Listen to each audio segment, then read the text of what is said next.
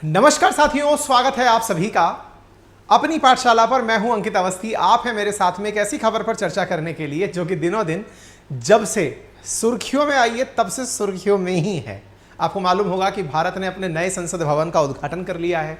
प्रधानमंत्री के उद्घाटन से लेकर के अब तक यह सुर्खियों में चल रही है। आपको याद होगा आज से 13 दिन पहले जब 28 तारीख को इसका इनॉग्रेशन हुआ था, उससे पहले हमने इसके ऊपर एक सेशन किया था। जब नई संसद तैयार हुई थी तो अपोजिशन ने सबसे पहले भारत में विरोध करना शुरू किया था कि हम इसके उद्घाटन पर नहीं जाएंगे, और 19 पार्टियों ने अपोजिशन की तरफ से यहां ना आने का निर्णय लिया था। हमने इसके ऊपर सेशन किया था। अच्छा, अब देश के अंदर का विरोध तो समझ में आया, अब ये विरोध बाहर बढ़ने लगा तो पहुंचा यहां से निकल करके। प्रधानमंत्री ने कहा कि ये नया भारत है और नए भारत के साथ साथ ये भारत के सम्मान को लौटाता है और याद दिलाता है। प्रधानमंत्री मोदी का भाषण हुआ। प्रधानमंत्री मोदी ने अपने द्वारा इस पूरे कार्यक्रम का उद्घाटन किया। पूरी फुटेज, पूरा केंद्र, सब तरफ अपने आप को रखा। हालांकि इस बात पर भी काफी विवाद हुआ, राजदंड को लेकर के भी काफी इतिहास खंगाला गया, बताया गया, लिखा गया, लेकिन भारत ने अपना संसद भवन शुरू कर दिया।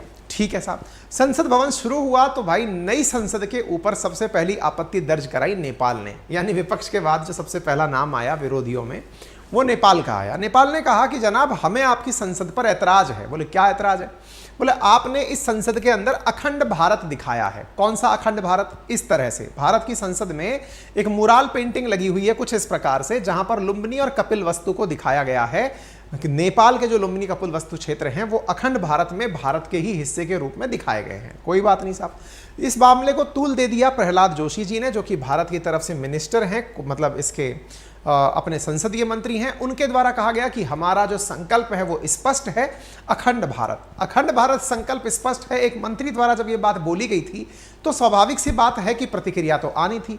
मंत्री जी ने अपने ट्वीट पर जैसे ये बात लिखी, तुरंत नेपाल की तरफ से पूर्व प्रधानमंत्री के द्वारा प्रतिक्रिया देकर पूछा गया कि भाई इंडिया वालों बता दो कि आपका संकल्प क्या है। क्या आप नेपाल को, जिसको कि अखंड भारत में आपने अपने साथ दिखा रखा है, क्या उसे अपने साथ लेना चाहते हो? इस विषय में वहां के जितने भी अपोजिशन लीडर थे वो पूरी तरह से भारत के ऊपर अपना रुख स्पष्टीकरण का दबाव देने लगे। कोई बात नहीं, पाकिस्तान में चलते हैं साहब। नेपाल की कहानी सुन ली, पाकिस्तान भी पीछे कहां रहने वाला था। क्यों? क्योंकि असल मायने में अगर आप इस तस्वीर को देखें तो इसके अंदर कुरुक्षेत्र के बाद में ये जो सिंधु, तक्षशिला, ये वाला जो क्षेत्र है, ये भी अखंड भारत में भारत के ही नक्शे के अंदर दिखाया गया है।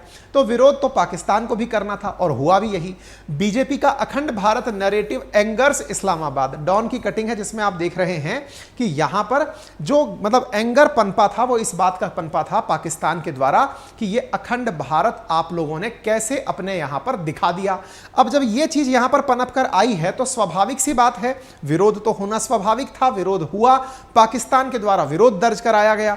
पाकिस्तान ने कहा कि हमें भी इन्होंने तो अपने साथ लपेट लिया और अपने साथ लपेट लिया। इस बीच में जो मुमताज जहरा बलोच हैं, उन्होंने इस बात पर रिग्रेट जाहिर करते हुए कहा, जो इनकी स्पोक पर्सन है, कि कि इंडिया वाले अपने न्यू पार्लियामेंट के माध्यम से ना जाने क्या स्पष्ट करना चाहते हैं।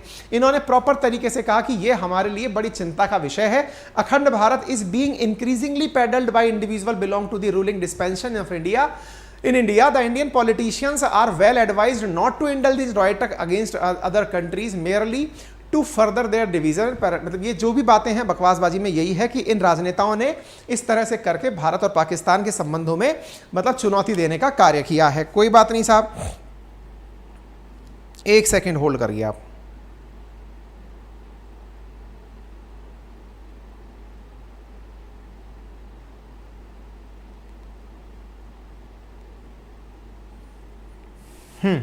तो अब क्या हुआ? ये चीज हो गई। अब लगे में लगा पाकिस्तान से निकला हुआ हमारा बेटा नहीं पोता। पाकिस्तान भारत का बेटे से टूट कर 1971 में बना था बांग्लादेश। अब उसके भी सुर आने लगे हैं, लेकिन बहुत देर बाद तक आए हैं। तो बांग्लादेश का कमेंट आया। बांग्लादेश ने कहा कि भाई हम भी जानना चाहते हैं कि अखंड भारत के मैप में हम लोग क्या कर रहे हैं। यानी इन सबको, जो कि कभी भारत के ही हिस्से हुआ करते थे, इन्हें इस बात पर ऐतराज था, इन्हें इस बात पर विरोध था कि इस अखंड भारत के मैप पर हम लोग क्या कर रहे हैं। तो बांग्लादेश ने भी अपने द्वारा फर्दर क्लैरिफिकेशन मांगा कि हमें बताइए कि भारत के साथ हम क्या कर रहे हैं अखंड भारत के मैप पर। ये आप देख सकते हैं minister of state for foreign affairs of Bangladesh हैं, बिल्कुल वैसे ही जैसे जयशंकर साहब हमारे विदेश मंत्री हैं, तो विदेश राज्य मंत्री के नाम पर मीनाक्षी लेखी जी बैठी हुई हैं, ऐसे बांग्लादेश के ये विदेश राज्य मंत्री हैं। इन्होंने बाहर आकर के बयान दिया। जब बयान दिया तो इनका कहना था कि हम भारत से उनका सरकारी जवाब सुनना चाहते हैं कि सही से जवाब दो कि आफ्टर ऑल आप लोगों ने ऐसा क्यों किया। Bangladesh want know about India's Akhand Bharat map, हमें सरकारी जवाब चाहिए। Map of new parliament, no reason for confusion, Dhaka wants official version from Delhi. तो भाई साहब ऑफिशियल वर्जन भी आना ही था। भारत की तरफ से ये बयान आया, मतलब इनकी तरफ से ये बयान आया। इसी बीच में भारत के जो मतलब वो अपने सेना अध्यक्ष हैं वो इन दिनों बांग्लादेश की यात्रा पर हैं, बांग्लादेश की यात्रा पर हैं, बाकायदा उनकी सैन्य अकादमी में बढ़िया उनसे सलामी ले रहे हैं। इस रास्ते के बीच में ये चीजें आई हैं तो स्वाभाविक सी बात है कि इस मुद्दे पर भारत की प्रतिक्रिया क्या है। हमारा हर पड़ोसी देश बड़ा चिंतित हो रहा है कि कहीं भारत अपने साथ इन सबको मिला तो नहीं लेगा। खैर, इन सब की चिंता के बीच में भारत ने इस मामले में केवल ये कहते हुए मामले को लाइट किया कि बोले ये इतनी बड़ी बात नहीं है जिस बात को आप लोग इतना तेजी से उठा रहे हैं। आप सुन सकते हैं।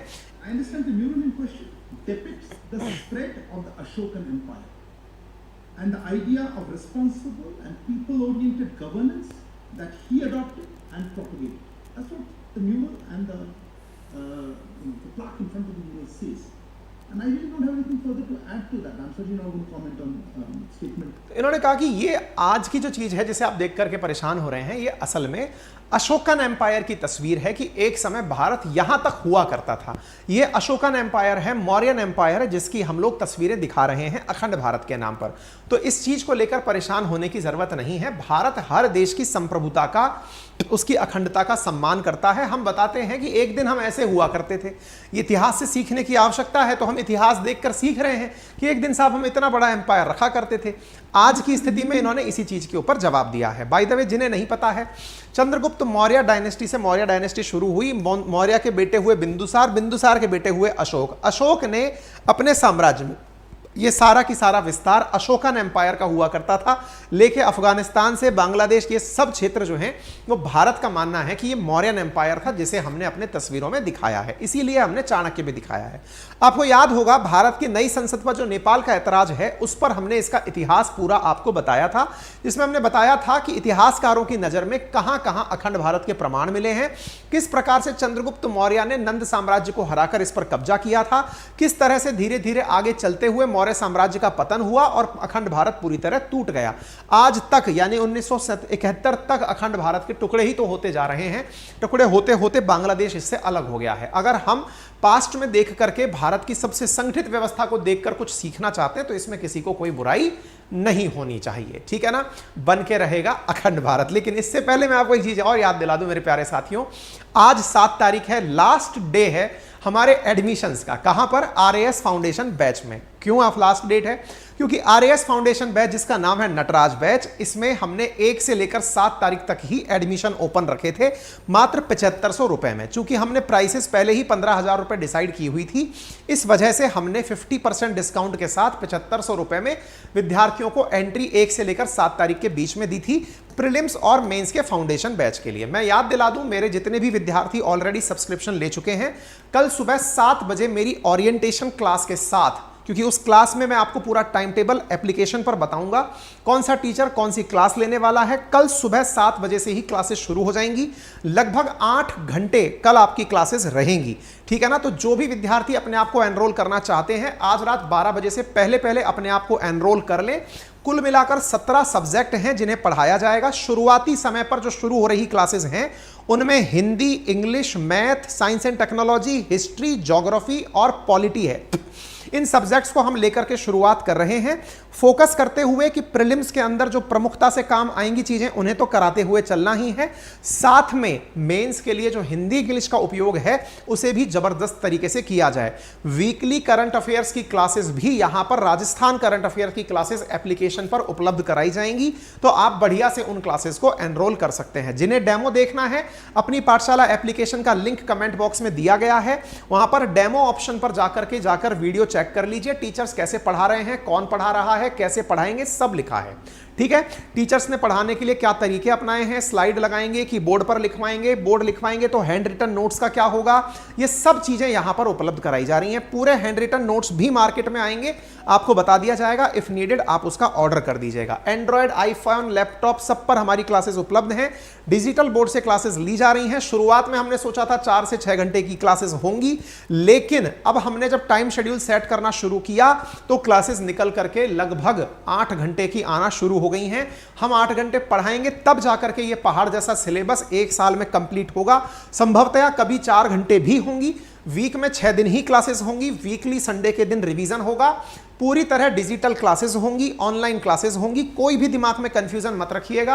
आपको एडमिशन के लिए हम जबरदस्ती वो नहीं खींच करके नहीं ला रहे हैं, आपको नहीं लेना है मत लीजिए, ठीक है ना। सब एप्लीकेशन के थ्रू क्लासेस हैं, हमारा काम आपको बताना है, इसलिए आप परेशान भी ना हो। अभी जाए, और किसी प्रकार की टेक्निकल परेशानी के लिए आपके पास 3 प्रकार के नंबर हमने यहाँ उपलब्ध करा दिए हैं, जिनको आप कॉल करके एनी टाइम कोई डाउट डिस्कशन कर सकते हैं। फिलहाल के लिए इतना ही, अपना ख्याल रखें, और जिन्हें जल्दी से लेना है लिंक पर जाइए, हमने आपके लिए सेशन पिन कर दिया है। Thank you so much.